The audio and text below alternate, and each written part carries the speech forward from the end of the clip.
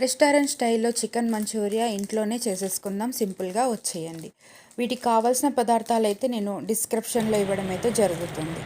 ముందుగా ఈ వీడియోని అయితే లాస్ట్ వరకు అయితే చూసేయండి.